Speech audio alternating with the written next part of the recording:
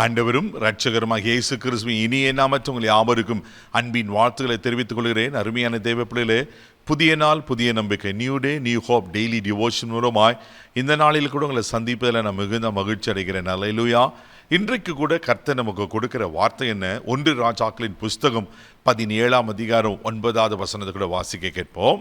நீ எழுந்து சீதேனுக்கு அடுத்த சாரிபாத் ஊருக்கு போய் அங்கே தங்கியிரு, உன்னை பராமரிக்கும்படி அங்கே இருக்கிற ஒரு விதவைக்கு கட்டளையிட்டேன் என்றார். அல்லேலூயா. அருமையான தேவ பிள்ளைகளே, உன்னை பராமரிக்கும்படிக்கு அங்கே இருக்கிற விதவைக்கு கட்டளையிட்டேன் என்று ஆண்டவர் சொல்லுகிறார். இது யாருக்கு சொல்லப்படுகிறது? தீர்க்கதரிசியாகிய எலியாவுக்கு கர்த்தர் சொல்லுகிறார். எப்படிப்பட்ட சூழ்நிலை சொல்லப்படுகிறது? எலியா சொல்லுகிறார், என் வாக்கின்படியே வானத்தில் பனி மழை பெய்யாது என்று. 3 வருடம் 6 மாதம் மழை பெய்யல. அப்போது எலியா கேரித் ஆற்றங்கரையில் இருக்கிறார். அப்போது ஆண்டவர் காகங்களை கொண்டு அப்பமும் இறைச்சி கொடுத்து போஷிக்கிறார். இப்போ மழை இல்லாததுனால கேரித் ஆற்றங்கரையும் வற்றி போயிட்டு, அப்படி வற்றி போன சூழ்நிலையில தான் ஆண்டவர் சொல்வாரு, நீ சாரிபாத்துக்கு போ, அங்க உன்னை பராமரிக்கும்படிக்கு. ஹல்லேலூயா. உங்களையும் என்னையும் பராமரிக்கிற ஒரு ஆண்டவர் இருக்கிறார். உங்களையும் என்னையும் பாதுகாக்கிற ஒரு ஆண்டவர் இருக்கிறார். கூப்பிடுகிற காக்கை குஞ்சுகளுக்கு அவர் ஆகாரத்தை கொடுப்பாருன்னா, உங்களை பராமரிக்காம, உங்களை பாதுகாப்பாம, உங்க மேல அன்பு கூறாம வேற யாரு மேல அன்பு கூறுவார்? ஆமேன். அவர் உங்களை பராமரிக்கிற கர்த்தர். பாருங்க, பஞ்ச காலத்துல ஆமேன், எவ்வளவு அழகாக இங்க எலியாவை கர்த்தர் போஷிக்கிறார்.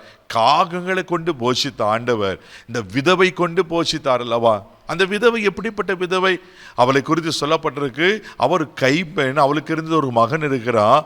அவங்க வீட்டில இருந்து ஒரு பிடி மாவும் ஒரு கலசம் என்னதான். அதே 1 ராஜாக்களின் புஸ்தகம் 17ஆம் அதிகாரம் 12ஆம் வசனம் கூட வாசிப்பீங்கன்னா அழகா சொல்லப்பட்டிருக்கும். வாசிக்க கேட்போம். அதற்கு அவள், பானையில் ஒரு பிடி மாவும் கலயத்தில் கொஞ்சம் எண்ணெயே அல்லாமல் என்னிடத்தில் ஒரு அடையும் இல்லை என்று உம்முடைய தேவனாகிய கர்த்தருடைய ஜீவனை கொண்டு சொல்லுகிறேன். இதோ நானும் என் குமாரனும் சாப்பிட்டு செத்து போக அதை எனக்கும் அவனுக்கும் ஆயத்தப்படுகிறதற்கு 2 விறகு பொறுக்கி கொண்டிருக்கிறேன் என்றாள். பாருங்க, இந்த விதவை சொல்லுகிற காரியம், என் இடத்துல ஒரு பிடி மாவு, கலயத்துல கொஞ்சம் எண்ணெய் தான் இருக்கு, அதை வச்சு நாங்கள் சாப்பிட்டு செத்து போக தான் இந்த விறகு நாங்கள் பெருக்கி கொண்டிருக்கிறோம் அப்படின்னு சொல்லுகிற சமயத்தில் தெய்வ பிள்ளையில எலியா சொல்வார், நீ போய் முதல்ல எனக்கு அதில் ஒரு அடை எனக்கு சுட்டு கொண்டு வா. அந்த விதவையும் அவனுக்கு கீழ்ப்படிந்து அந்த அடையை கொடுக்கிறார். தெய்வ பிள்ளைகளை நடந்தது என்ன தெரியுமா? அங்கே பஞ்ச காலம் தீருகிற மட்டும் எண்ணெயும் குறையிலையா, மாவும் குறையிலையா, அந்த விதவையும் ஆசீர்வதிக்கப்படுகிறார்.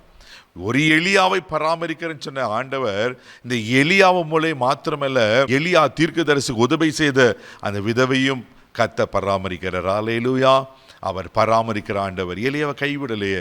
அதன் பிறகு எலியா செய்த காரியங்கள் அநேக காரியங்கள் இருக்கிறல்லவா? செத்து போகணுமே இருந்த விதவைக்கு கர்த்தர் ஒரு அற்புதமான வாழ்வை கொடுத்தார் அல்லவா? அப்பொழுது உங்களையும் பராமரிப்பார். உங்களை பராமரிக்கிற ஆண்டவர் கைவிட்டுருவாரா? எலியாவை கைவிடலையே, அந்த விதவை கைவிடலையே, உங்களையும் அவர் கைவிட மாட்டார். தைரியமா இருங்க. உங்களை பராமரிக்கிற ஒரு ஆண்டவர் இருக்கிறார். ஒரு நாளும் கைவிட மாட்டார். உங்களை கடைசி வரலும் அற்புதமாக நடத்துவார். இதை நம்புங்க தேவ பிள்ளையில, இதை விசுவாசிங்க.